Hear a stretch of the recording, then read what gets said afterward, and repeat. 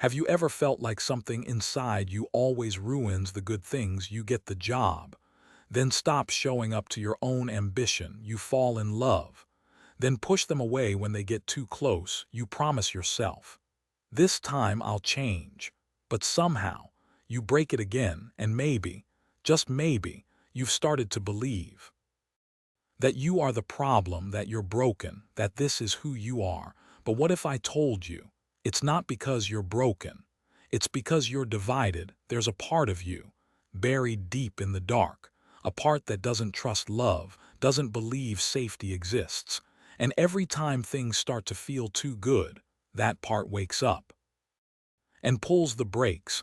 But here's the truth: you're not self-destructive, you're self-protective, you're not sabotaging, you're surviving. There's a reason for all of it. And once you see it, everything begins to shift. So don't look away now, not this time. Ethan Walker had a gift, a kind of presence that made people lean in when he spoke. A quiet, unspoken warmth, like the weight of a well-worn coat, but beneath that calm exterior, there was a storm he couldn't name. People loved him, and he left. Opportunities came, and he dodged, he built, then burned it all down again and again. The strange part, he knew he was doing it, just never knew why.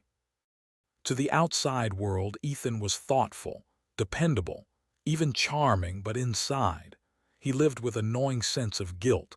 Like every good thing was borrowed time, he'd lie awake at night replaying moments when she looked into his eyes and said, "I'm here," and something in him whispered, "You shouldn't be." So he vanished, not with a fight, but with silence, with absence. And when he was gone, he'd sit in his car, gripping the steering wheel, heart pounding, and hate himself for running. He didn't want to be like this. He didn't understand why he was. He read books, went to therapy, searched the web for anything that could explain this endless loop. Was it anxiety, fear of intimacy, depression? The labels helped, until they didn't, because even when he knew the names, he still couldn't stop the cycle. It felt like some part of him had made a deal long ago, a pact in the dark, saying no one gets too close ever again. And that part never stopped keeping its word, no matter how badly Ethan wanted to break it. This story isn't rare, and if you're still here, maybe part of it is yours too. The names change, the places, the people, but the pattern, the loop, it's the same. You rise just enough, and then it slips. You love just enough, and then you close. But what if this isn't failure? What if it's a message disguised as destruction? What if the thing that keeps ruining your life is the part of you that's trying to protect it? He was 8. The night it began, the wallpaper in his room had peeled at the edges, like it was trying to escape. Two downstairs, shouting again, a bottle cracked against the wall, or maybe it was the table this time. Ethan sat still under the covers, holding his breath like that could make him invisible. When the door slammed, it echoed through his ribs, and that's when it happened, not the sound, but the silence after, that heavy, haunting quiet. When his mother tiptoed in, eyes red, and whispered, "It's not your fault." But even at 8, he didn't believe her, because children don't hear words. They read patterns, and the pattern was clear. When he cried, Dad got louder. When he asked questions, Mom disappeared. When he needed too much, people left. So one night, in the space between footsteps and fear, he made a decision. I won't be a problem. I won't feel. I'll disappear before they do. It wasn't spoken, but etched in the bone. Years passed, and that vow lived on. It showed up in small things. Not speaking in class when he knew the answer, turning down compliments like they were traps, choosing the wrong people just to stay small. And every time someone got too close, that same tightness returned. Like a whisper from the past, remember the rule, stay quiet, stay safe. He never questioned it because it didn't feel like a rule, it felt like who he was, until one day, a therapist asked him something simple.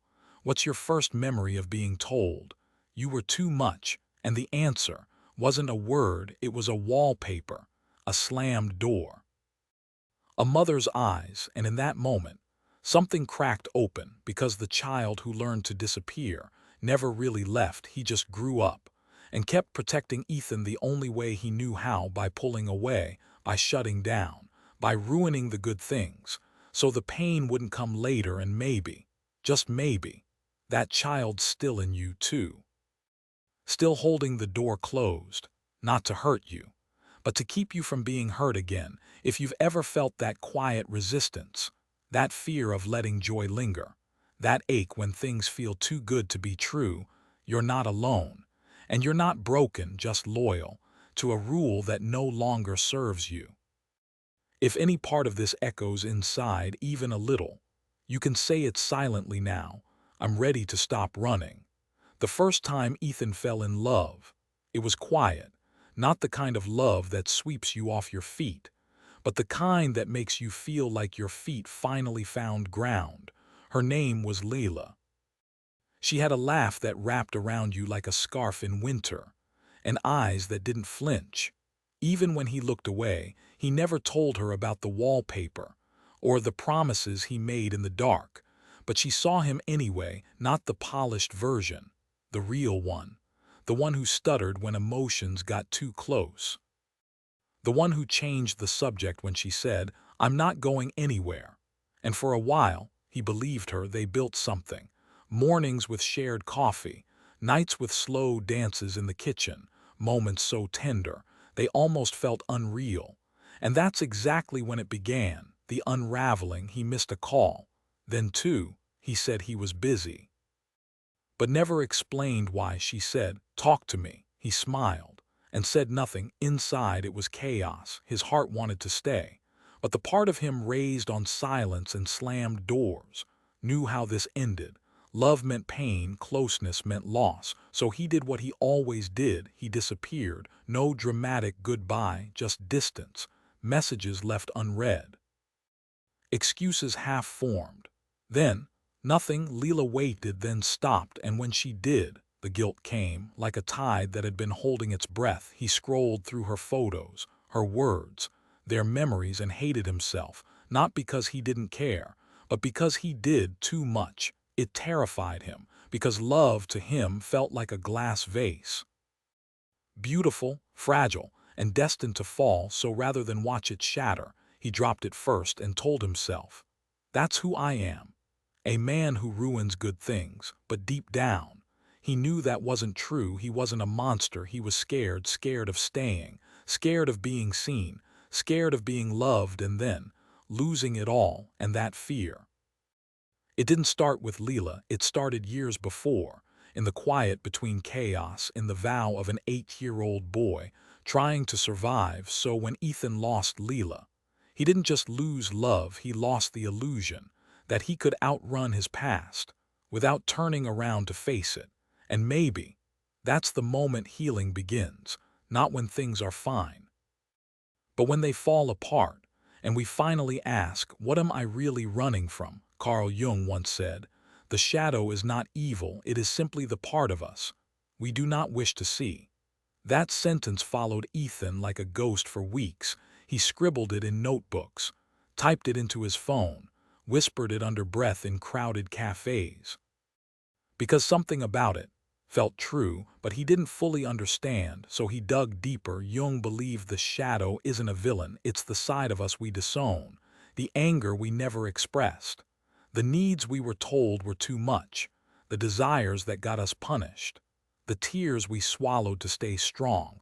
Over time, those pieces don't vanish.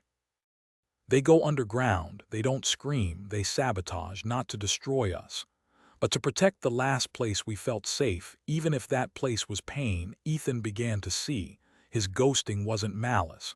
It was defense, a reflex born from a time when love meant volatility and silence meant survival. In Jung's view, the shadow isn't chaos. It's order misapplied, a loyal guardian, still operating with outdated maps. Think of it this way: if your inner child once believed being loved means being abandoned, then every time love shows up, your shadow sounds the alarm. It's not irrational, it's loyalty, wounded loyalty. Ethan used to think he was self-sabotaging. Now he saw it differently. He was self-protecting, with methods that had expired, like trying to use a childhood umbrella in a hurricane of adult emotions. So the question shifted from "why do I ruin things?" to "what part of me still thinks this is the safest choice?" And that changed everything, because when you stop blaming and start listening, the shadow speaks, and its voice isn't cruel, it's cautious. It's tired, it's saying, "Please don't put me back in the dark." Ethan began to wonder, what if the parts I hate are the ones that once saved me? What if sabotage is the shadow's love language, a backwards kind of care, rooted in fear, but still trying to help? And in that new light, he didn't see a broken man anymore. He saw a man with a brilliant survival system that just needed an update. And maybe so do you, because your shadow isn't here to haunt you, it's here to be held. If you've ever called yourself too much, too emotional, too intense, maybe what you really are is too unclaimed, too unseen, and it's time to turn on the light the first letter started with. "I don't know how to talk to you." Ethan sat on his couch, pen shaking in his hand, heart louder than the silence around him. He wasn't writing to a person, he was writing to the part of himself he had spent years avoiding, the shadow. He didn't plan what to say. He just wrote. "I'm angry with you," he admitted. "You ruined everything. You made me run. You pushed people away." The words spilled like confession, raw, jagged, unedited, but somewhere in the middle of the page, the tone shifted. "I know you were trying to help." It wasn't forgiveness, not yet. But it was the first time Ethan acknowledged the shadow wasn't the enemy. It was an old friend, misguided, but loyal. So he kept writing every day, sometimes only a line, sometimes pages. He wrote to his rage, to the silence, to the little boy who made those rules. He asked, "What were you trying to protect?" And the answers came back. Not in words, but in memories, moments he had buried, scenes that once made him wince, now made him weep, not from pain, but recognition. He wasn't just remembering, he was meeting parts of himself he'd left behind. This wasn't therapy, not exactly. It was a reunion, and slowly, the letters changed from "I hate you" to "I see you." From "Why did you do this to me?" to "Thank you for keeping me safe." Ethan began to understand. Healing isn't deleting the past, it's updating the story, letting the protector become the partner. Not every day was profound. Some letters were messy, others numb, but the act itself, the ritual of turning inward, was the medicine. Because every time he picked up the pen, he was saying, "I'm willing to listen." And that is how the shadow softens, not by force, by presence. If you've never tried this, write a letter. Don't worry about grammar. Just speak to the part of you that feels broken, to the one who panics in intimacy, to the version of you that still hides when voices rise. Ask them, "What are you afraid will happen if I succeed? What's the worst thing about being seen?" And don't rush the answer. Sometimes the most powerful healing is simply sitting with the version of you that never got a chance to speak. Dear Shadow. That's how Ethan began every letter. It became a ritual. Each morning before the world asked anything of him, he'd sit in the quiet and write. Some letters were furious. "You always ruin everything," he scrawled one morning. "You make me ghost people I care about. You whisper lies they'll leave anyway. You keep me small." He didn't censor the rage, he let it burn. But when the fire cooled, something softer came.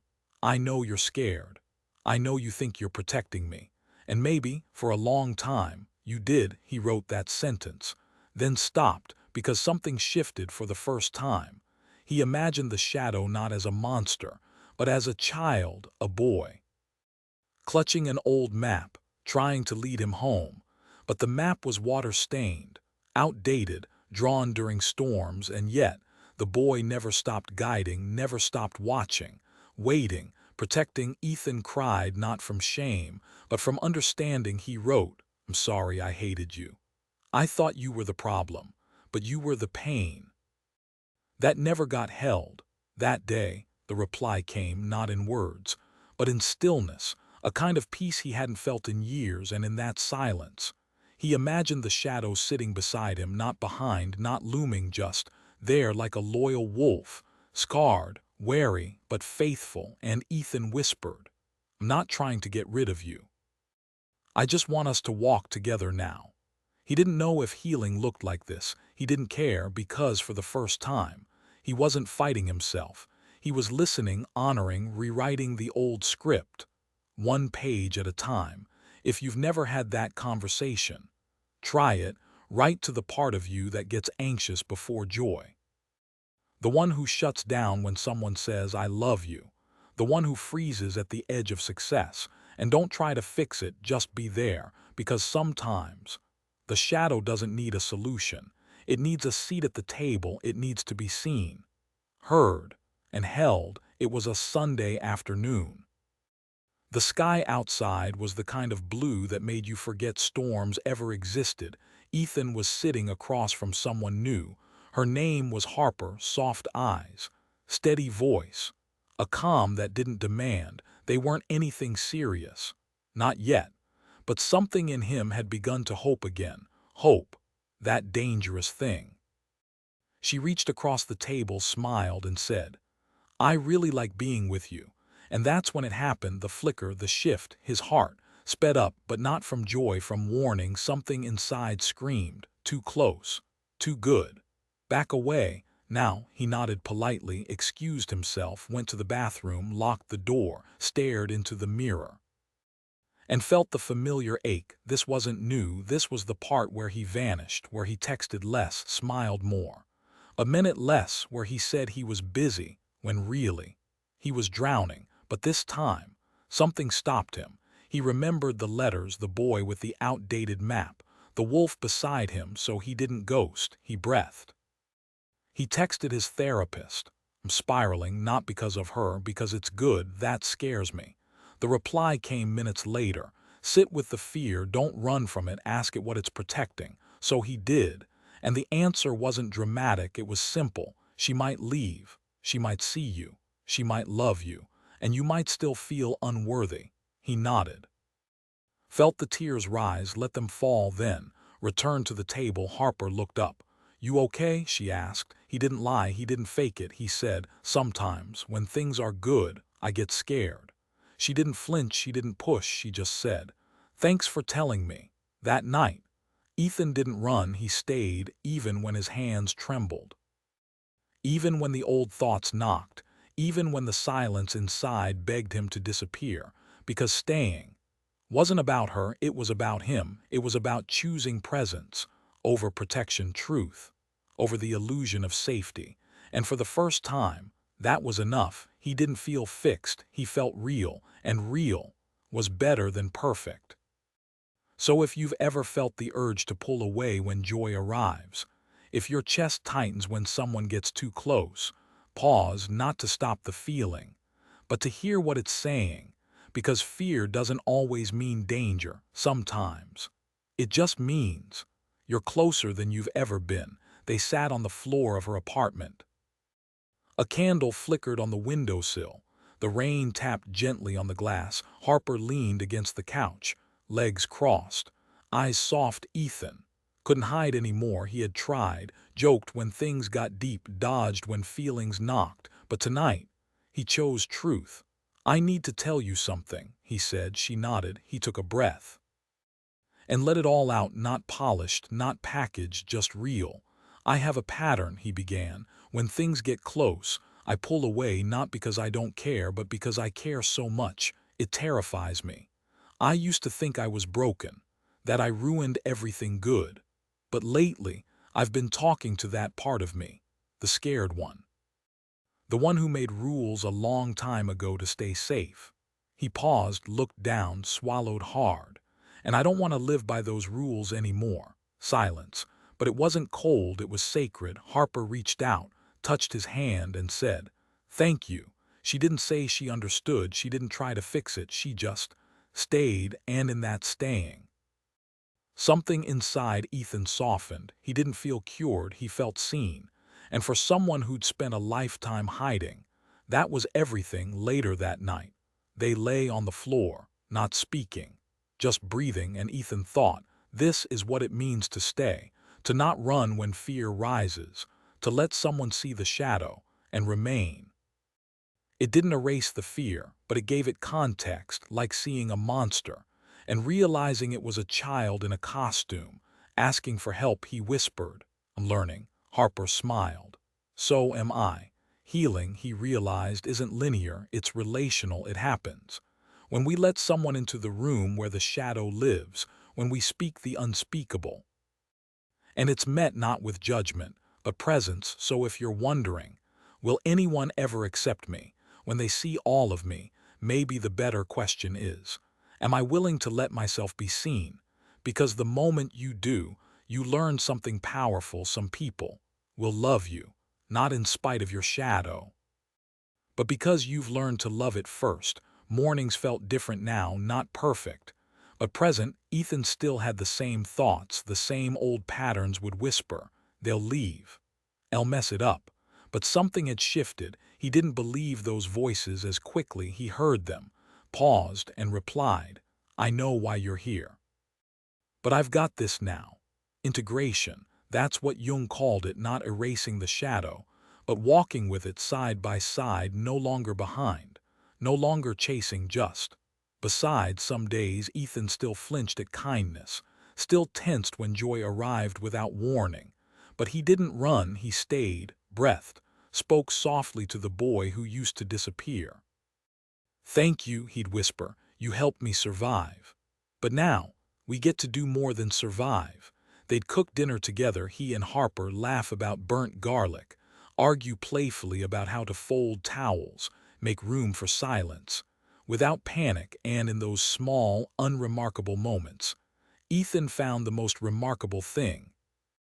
He was no longer afraid of being known. He didn't need to impress, perform, or protect. He just was the whole man, not flawless, but honest. And in that honesty, he found freedom. Shadow and self, not enemies, but teammates, one rooted in the past, the other reaching toward the future, both learning to meet in the present. And maybe that's all healing is, a slow reunion with every part of you that once had to go quiet. One morning, he passed a mirror, stopped, and didn't look away, didn't scan for flaws, didn't wince, just looked and nodded. There was peace in his face, not the kind you post, but the kind you earn. He walked outside, the sun warming his shoulders. And for the first time in a long time, he felt it fully, not bracing for loss, not guarding against joy, just there, breathing, alive, whole, not because everything was fixed, but because nothing had to be. He had finally made peace with the man he was and the boy who got him there. There's a moment that comes, not with fireworks, but with a whisper, when you realize a part of you that's been sabotaging your life was never trying to destroy you, it was trying to protect you. It just didn't know how to say it. That's the paradox. The very thing we think is ruining us is often the part that once saved us. Ethan saw that clearly now, not as a theory, but as a lived truth.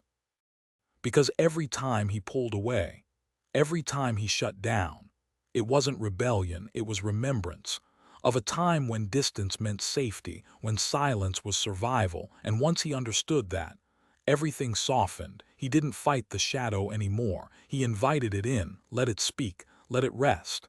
And the more he did, the less it screamed. Because when something feels seen, it no longer needs to shout. Ethan became a man who stayed with his joy, his fear, his love, and his whole complicated self. He didn't need to prove he was healed. He simply lived as someone who no longer feared his own depth. And if you're still listening, maybe you're ready too. Ready to stop labeling yourself broken. Ready to hear the message beneath the sabotage. It says, you're not broken. Whole, just divided. And I've been waiting to come home. So if there's a part of you that still pulls away, still panics when things go well, still wonders if love is safe, pause, breathe, say this, I'm listening now. That's where it begins, not with force, but with gentleness, not with fixing, but with remembering, because the parts of you that break things aren't monsters, they're messengers asking, will you finally see me? And when you do, when you truly do, the sabotage ends, not with willpower, but with wholeness. If this spoke to something inside you, you can comment below, I'm ready to stop running, because you're not alone, and this is just the beginning.